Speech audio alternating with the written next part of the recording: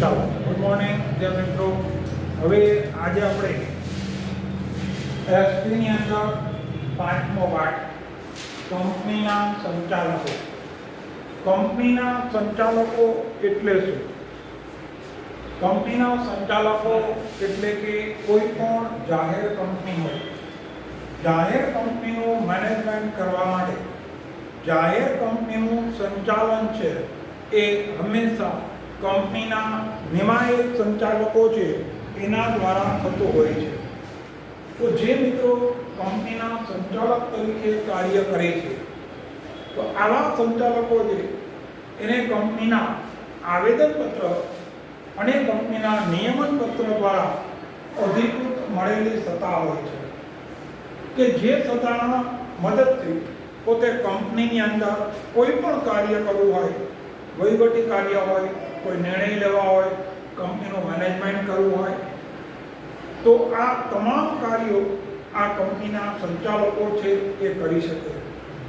તો 1956નો કંપની ધારો, 1956 કંપની ધારો અને 2013 નવો કંપની ધારો.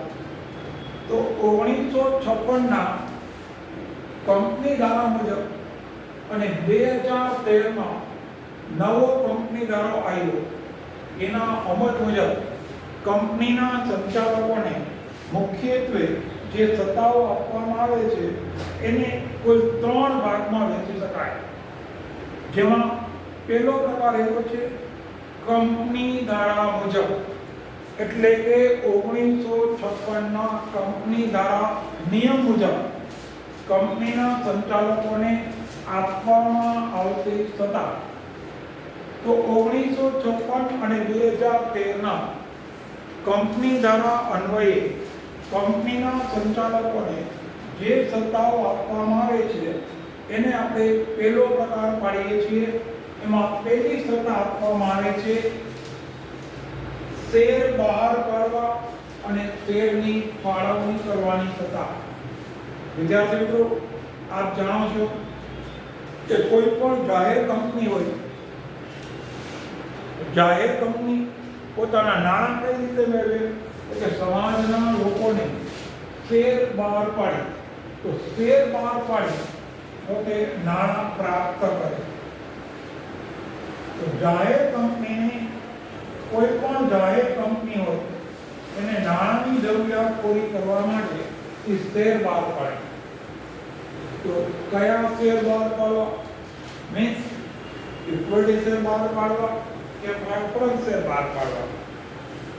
શેર બહાર પાડતી વખતે કેટલા પૈસા મગાવવા? અરજી વખતે, મંજૂરી વખતે, પ્રથમ હપ્તો, આખરી હપ્તો. તો શેર બહાર પાડવા સંબંધિત સત્તા અને શેર એલોટમેન્ટ કરવું, શેરની ફાળવણી કરવી, કઈ વ્યક્તિને કેટલા શેર આપવા, લોકોએ જે શેર માગેલ હોય, માગેલ શેર મુજબ એને શેર આપવા, એનાથી ઓછા આપવા, એનાથી વધુ આપવા. તો એના સંદર્ભમાં તમામ ફાળવણીની સત્તા એ કંપનીના સંચાલકોને મળે છે. અહીંયા ખાસ ધ્યાન રાખજો મિત્રો, કોઈ પણ કંપની બહાર પાડેલા શેર કરતા વધુ શેર સ્વીકારી શકે નહીં. ફાળવણીના સંદર્ભમાં મુદ્દો છે કે બહાર પાડેલા શેર કરતા જો વધુ અરજી આવે તો આ વધુ અરજી હોય એને આપણે પરત કરવી પડે. તો એ વખતે કંપનીના સંચાલકો સામે આ પ્રશ્ન ઉદ્ભવે છે કે શેરની ફાળવણી કેમ કરવી? લોકોએ નામ મુજબ શેર આપવા, માગેલ શેરની સંખ્યા મુજબ શેર આપવા. તો આ ફાળવણીનો પ્રશ્ન છે કે અહીંયા ઉદ્ભવે. તો પહેલા પોઈન્ટ નંબર 2, બાકી હપ્તા મગાવવાની સત્તા. સામાન્ય રીતે કોઈ પણ કંપનીનો જે સંચાલક છે એ શેરની મૂળ કિંમત 10 રૂપિયા હોય, તો આ 10 રૂપિયાના 4 ભાગ અથવા તો 3 ભાગમાં એને ડિવાઈડ કરે છે. કે અરજી વખતે, મંજૂરી વખતે, પ્રથમ હપ્તો, આખરી હપ્તો.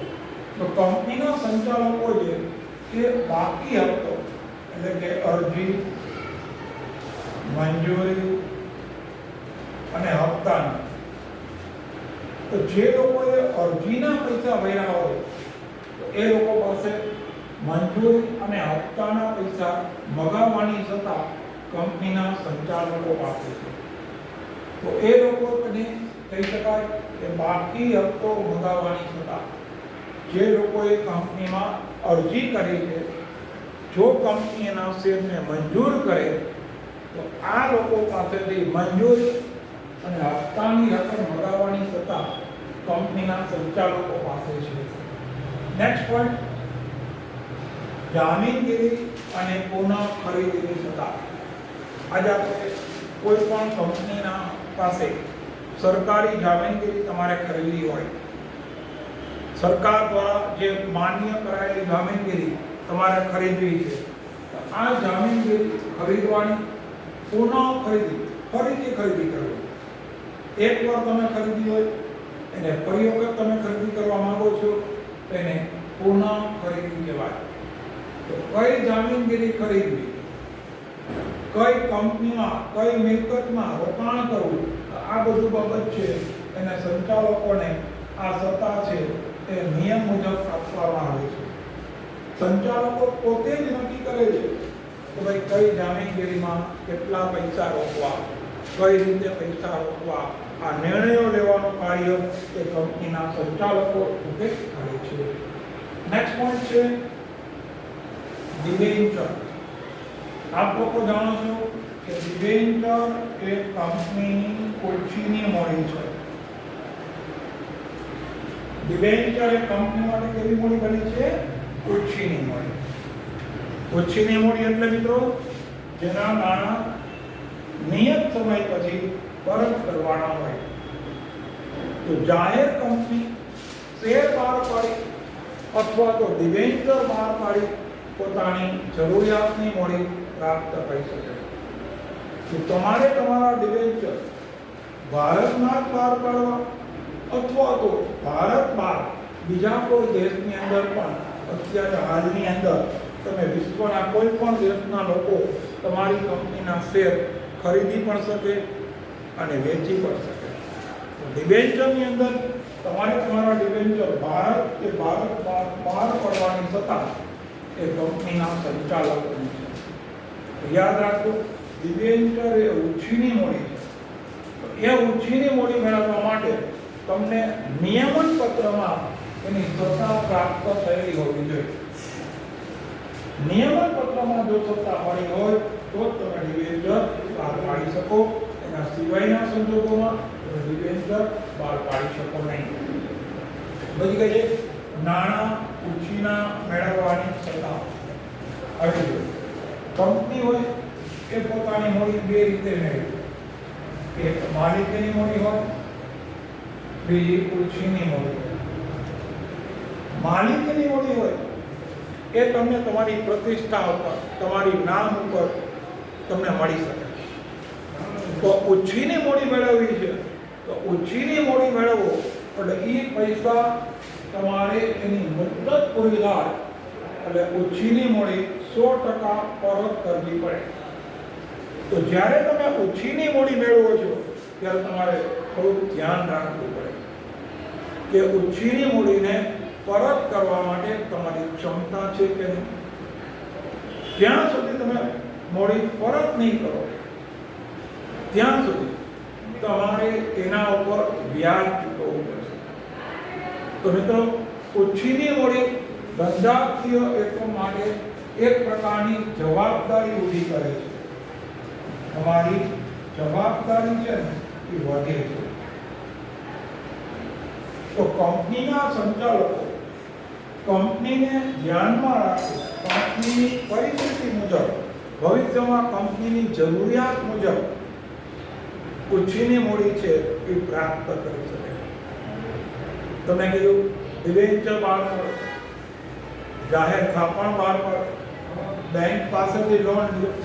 તો ઉછીની મૂડી કેમ મેળવવી એની સમગ્ર સત્તા કંપનીના સંચાલકો છે તેને પ્રાપ્ત થાય છે.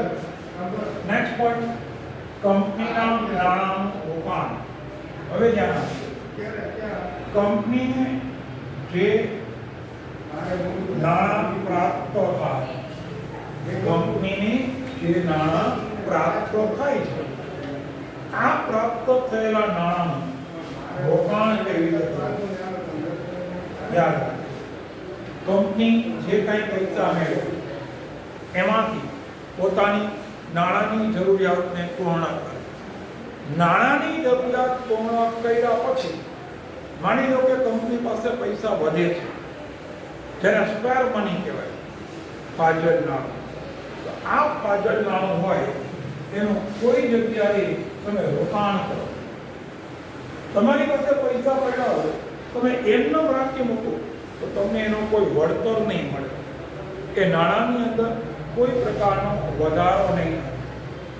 તો જો તમારી પાસે જે નાણાં હોય એ પૈસાનું તમે કોઈ રોકાણ કરો તો તમને એનું વળતર મળી શકે, તમને એનો ફાયદો મળી શકે.